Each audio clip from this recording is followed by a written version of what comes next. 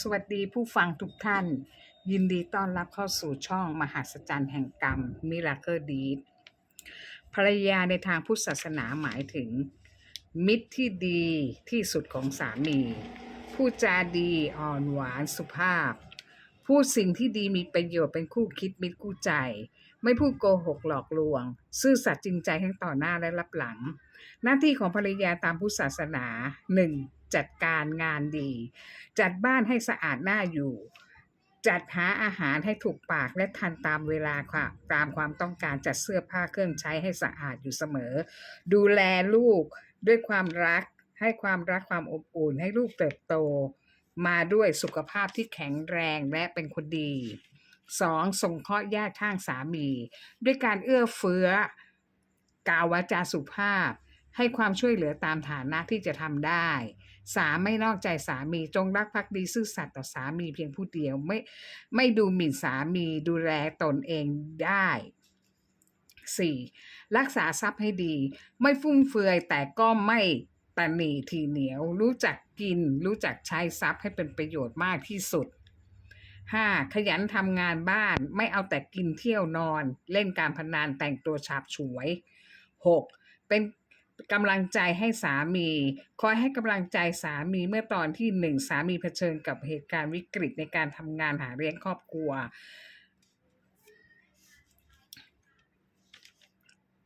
พูดคุยปรึกษาวางแผนชีวิตครอบครัวช่วยกันแก้ปัญหาชีวิต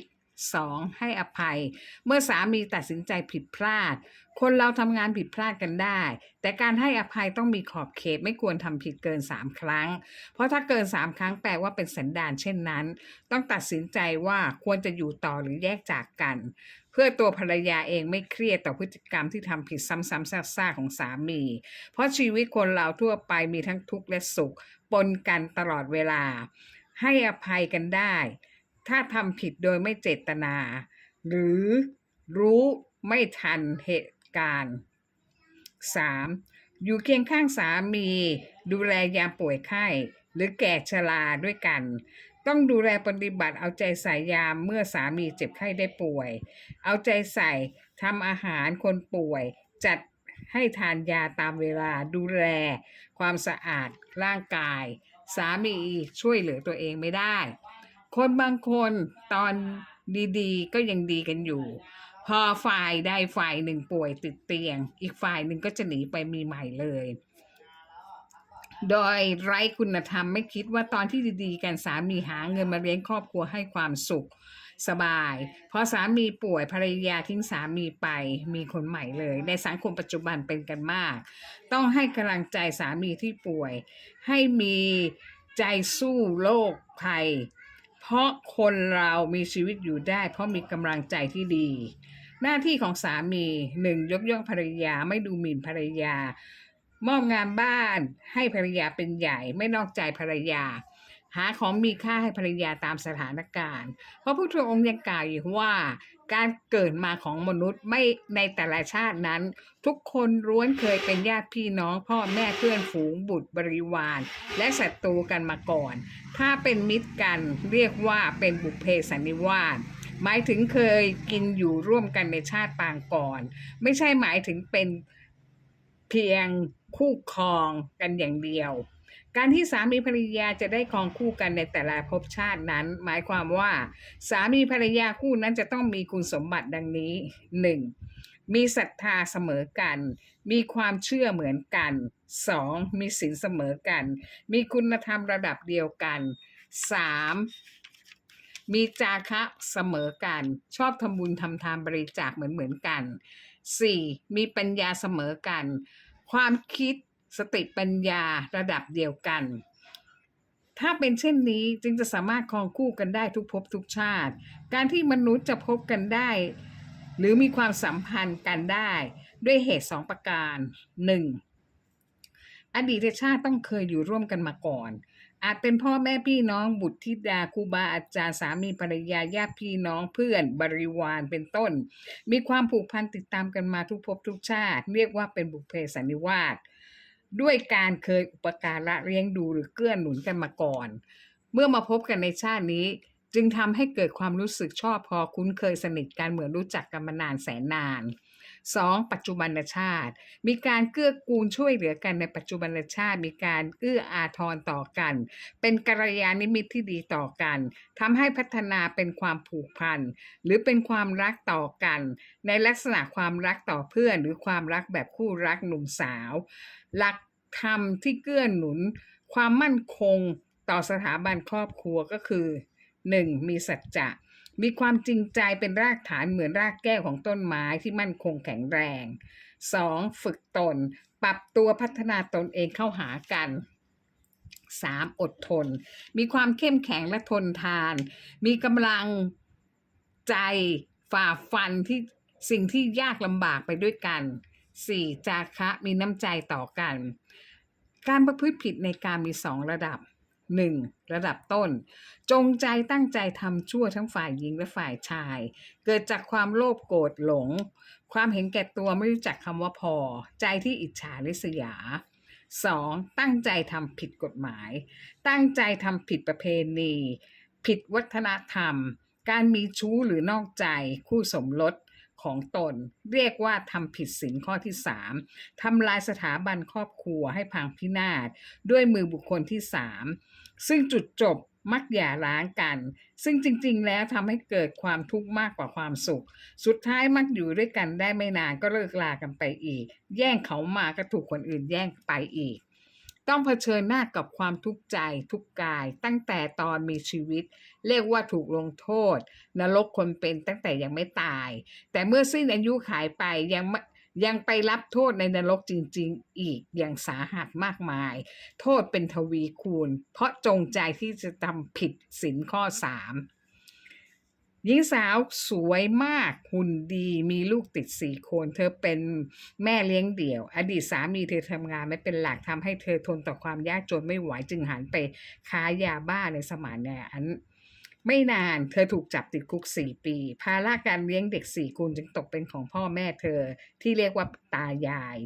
ซึ่งตอนนั้นตายายร่ำรวยจากการขายของในตลาดสดที่ใหญ่มากและมีชื่อเสียงเป็นตลาดสดที่คนรวยมาจับจ่ายใช้สอยซึ่งอาหารการกินในสมัยนั้นเมื่อเธอไปติดคุกทุกเดือนตายายไปเยี่ยมเธอนำเงิน 3,000 บาทฝากเป็นค่าใช้จ่ายให้เธอใช้ทุกเดือนแผงขายของใกล้กับตายายเป็นแผงขายเนื้อสดใหญ่มาก1 แผงมีสามีภรรยาคู่หนึ่งที่รักใคร่กลมเกลี่ยวกันช่วยเหลือซึ่งกันและกันค้าขายเนื้อสดภรรยาทำหน้าที่ขายเนื้อที่แผงในตลาดสดส่วนสามีวิ่งส่งเนื้อให้ลูกค้าตามออเดอร์ต่างๆพอตกเย็นสามีก็จะมารับภรรยากลับบ้านเขามีลูกชายหญิงทั้งหมด5 คนกำลังเรียนหนังสือต้องใช้เงินจำนวนมากจึงต้องขยันในการทำมาค้าขายไม่มีวันหยุดเลยทั้งคู่เป็นคนดีและรู้จักกันกับตายายเพราะเป็นแผงขายของที่อยู่ติดกันส่วนลูกสาวตายายเมื่อครบกำหนดพ้นโทษก็ออกมาจากคุกไม่มีอาชีพอะไรทำจึงตามตายายไปขายของในตลาดสดเพราะเธอเห็นสามีภรรยาคู่นี้รักใคร่กันดีและมีฐานะที่ร่ำรวยคู่หนึ่งเธอจึงวางแผนในใจว่าจะแย่งสามีเขามาเพื่อจุดประสงค์ให้เขามาหาเลี้ยงเธอด้วยอีกคนหนึ่งเนื่องจากเธอเป็นคนที่สวยมากจึงไม่ยากที่ใครเห็นเธอก็จะชอบจีบเธอแต่เธอจงใจจะจับสามีของหญิงขายเนื้อสดคนนี้ไม่รู้ไปทำอีท่าไหน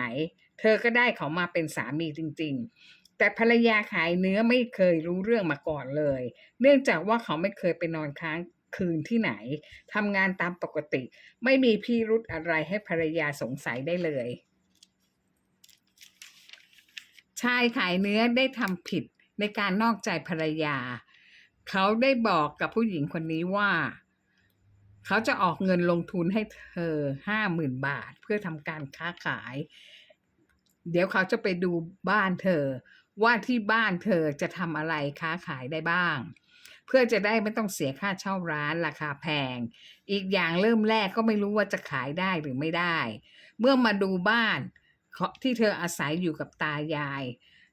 เขาเห็นว่าทำเลดีบ้านอยู่ติดริมถนน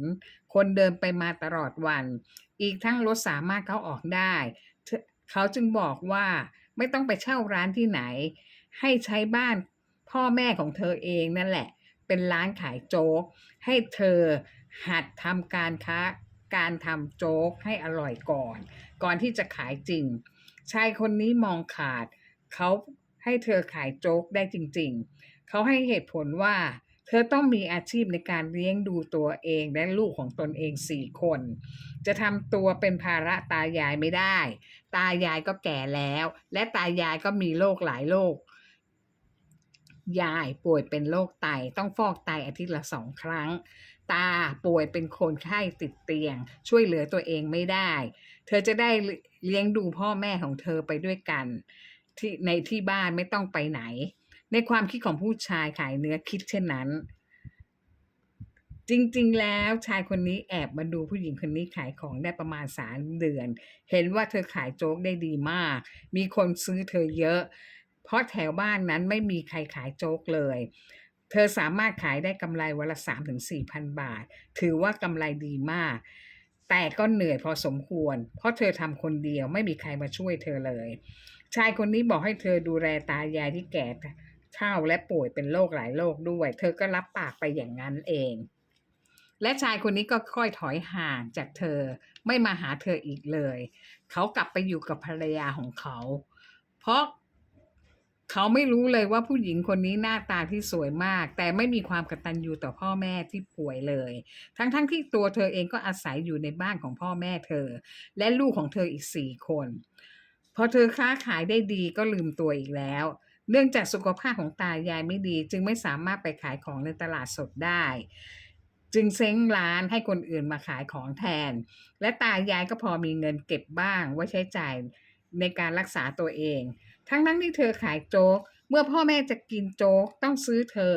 โดยเธอบอกว่าโจ๊กเธอมีไว้ขายไม่ได้มีไว้แจกให้ใครกินฟรีพ่อแม่น้ำตาตกในนอกจากลูกไม่กตัญญู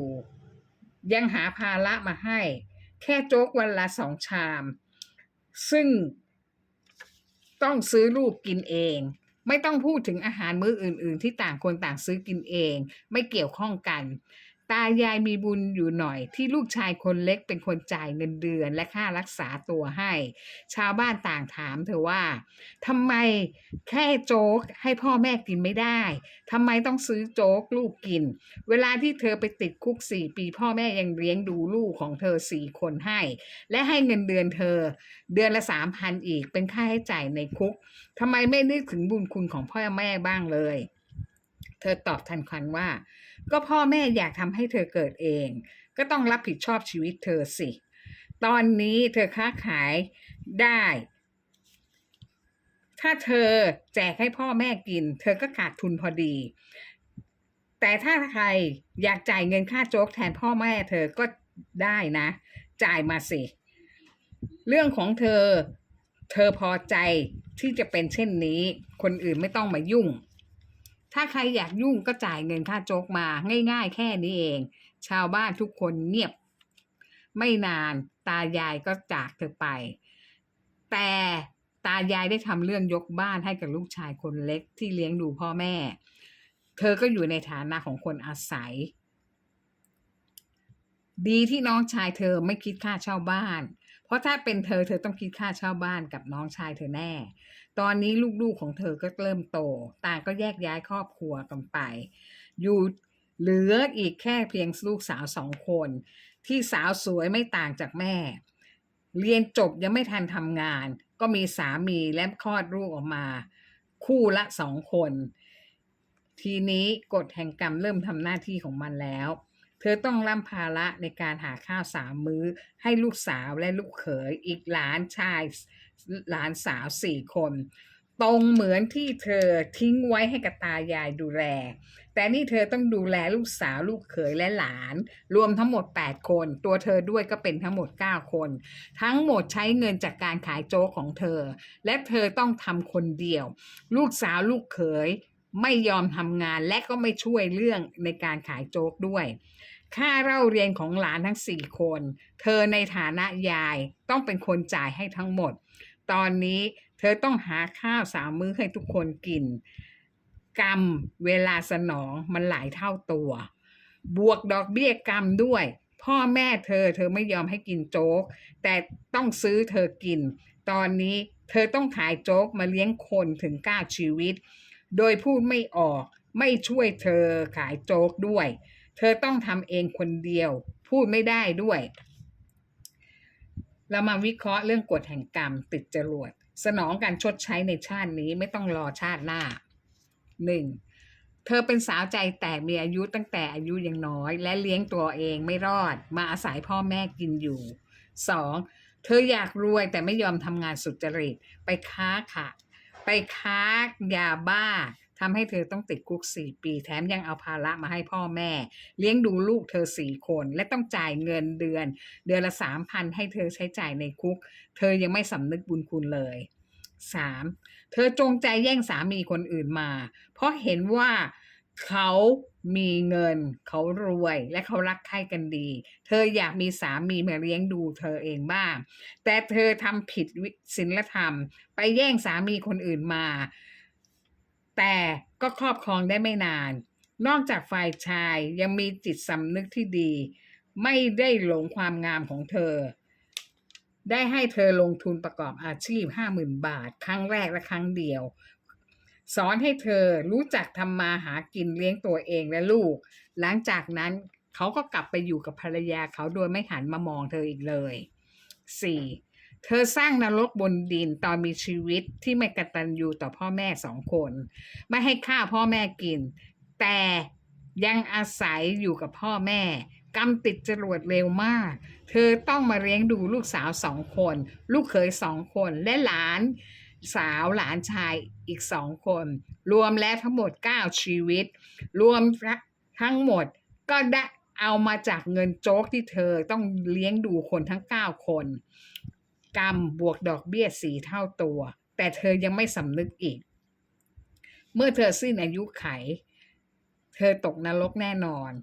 เพราะ 1. ไม่กตัญญูต่อพ่อแม่ 2. จงใจแย่งสามีคนอื่นแต่ก็ครองอยู่ได้ไม่นานเพราะผู้ชายเลือกไปอยู่กับภรรยาที่เป็นคนหน้าตาธรรมดาแต่ซื่อสัตย์ขยันทำมาหากินสวัสดีค่ะ